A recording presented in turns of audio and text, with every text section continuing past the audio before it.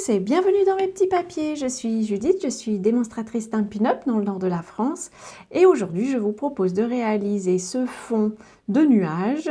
Je vais vous montrer comment on peut réaliser ça. Il suffit d'une brosse estompe et puis d'un petit bout de papier. Comme je vous disais, il nous faut un petit bout de papier qui va nous servir de masquage. On va réaliser ensemble le modèle. Alors je l'avais réalisé, mais je voulais vous montrer un peu comment j'avais réalisé celui-ci. Je me suis aidée d'objets ronds. Alors la première fois, j'avais même utilisé le rond de l'adhésif ici. Moi, j'ai les poinçons, donc je vais utiliser mes petits poinçons cercle, je crois que ça s'appelle pyramide de cercle. Ils vont me servir, voilà, à réaliser des cercles. Et ce sont eux qui vont figurer les nuages. Alors j'en prends qui sont plus ou moins grands. Alors, on peut les tracer plus ou moins haut aussi, mais sans trop faire de différence. Croyez-en mon essai d'hier. C'est difficile ensuite de replacer l'illustration quand on a des cercles très différents, enfin des hauteurs très différentes. Là, par contre, la taille du cercle, elle, peut être bien variée, justement pour figurer des rebonds plus ou moins grands dans les nuages. Voilà. Donc ce sont des cercles que j'ai fait. À nouveau, j'ai utilisé les poinçons, mais si vous avez n'importe quel autre objet un peu arrondi, ce sera parfait. Et ensuite, je me sers de ces repères pour découper. Ça n'a pas besoin d'être très précis. C'est vraiment parce que la première fois que j'ai essayé de le faire, j'ai essayé de le faire comme ça, à main levée. Et vraiment, c'est pas mon truc. Je ne sais pas faire ça. Donc, je me suis dit que j'allais tricher et utiliser des objets.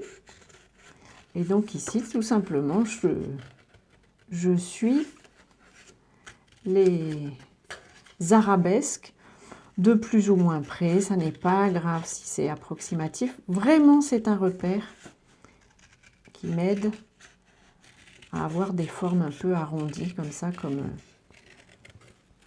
les nuages un peu cotonneux. Et donc, c'est ça qui va nous servir.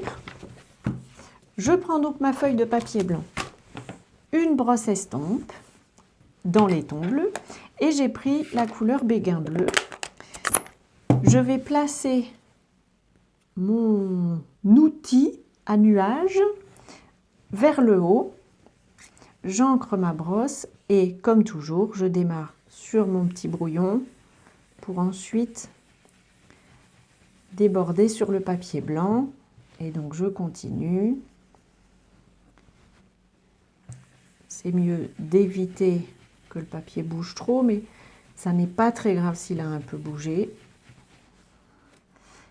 Voilà déjà un premier niveau. Ensuite, je vais bouger mon petit papier. C'est pour ça qu'il faut qu'il soit plus grand que la largeur de la carte, parce qu'il ne faut pas qu'on reproduise trop la même forme. Et donc, allez, je le mets ici et je recommence. Et sans trop remonter jusqu'en haut, je fais juste le bord comme ça, pour qu'on voit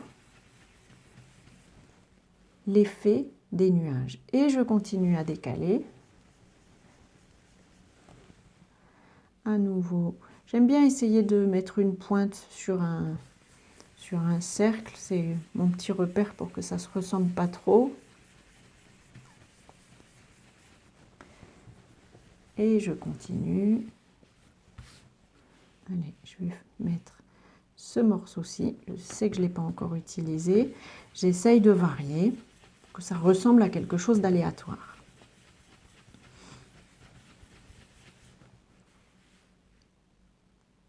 Vous pouvez, si vous avez envie, faire une sorte de dégradé en ancrant plus vers le haut et de moins en moins en descendant vers le bas. Vous pouvez aussi faire quelque chose d'uniforme. C'est vraiment au choix, comme toujours, c'est selon votre inspiration. Allez, encore un dernier. Juste, l'important, c'est d'être à peu près... Voilà. Le plus compliqué, c'est ce dernier niveau qui bouge pas mal. Parce que forcément, nos papiers sont moins En fait, j'ai moins de papier en dessous ici, donc j'arrive moins à le maintenir. Vous pouvez mettre un peu d'adhésif si vous avez envie. Mais ça n'est pas forcément nécessaire. À nouveau, c'est pas grave si c'est pas très précis, c'est un nuage. Voilà, nos nuages sont réalisés. On va quand même leur mettre un petit souhait. Je voulais juste vous montrer aussi, c'est pour ça que je ne l'ai pas terminé. Voilà, ça c'était le premier que j'avais fait à main levée. Bon, en retournant dessus, je trouvais ça pas si moche que ça, mais c'est quand même très répétitif, les formes étaient très bizarres. J'étais pas complètement satisfaite et vraiment, je préfère celui-ci. Et vous voyez, celui-ci, j'avais aussi penché, vous pouvez, j'avais penché à un niveau un peu comme ça. C'est tout à fait possible, c'est vraiment l'inspiration qui vous guidera. Pour rajouter un souhait, j'ai choisi d'utiliser, comme je l'ai déjà fait, j'adore ce set de tampons, je vous l'ai déjà montré. Le voici, avec affection, c'est un set avec beaucoup de souhaits comme celui-ci. Je vais l'ancrer, je l'ai mis sur le Stamparatus pour ne pas bifurquer à la dernière minute et découvrir que mon souhait est de travers. Mais vraiment ce set de tampons, pour ça, il est parfait. Je vois que je ne suis pas tout à fait au milieu. Donc je vais juste bouger mon papier à un endroit que je peux repérer. Hop, je le mets le long de la ligne ici, parce que si jamais je ne l'ai pas bien ancré, il faut que je puisse le reposer au même endroit. Mais je vais donc faire très attention. Vous voyez, le dessus est un peu moins ancré. Je vais donc le reposer. C'est mieux. Et voilà, j'ai une carte avec un joli souhait que je vais pouvoir décorer avec quelques ornements.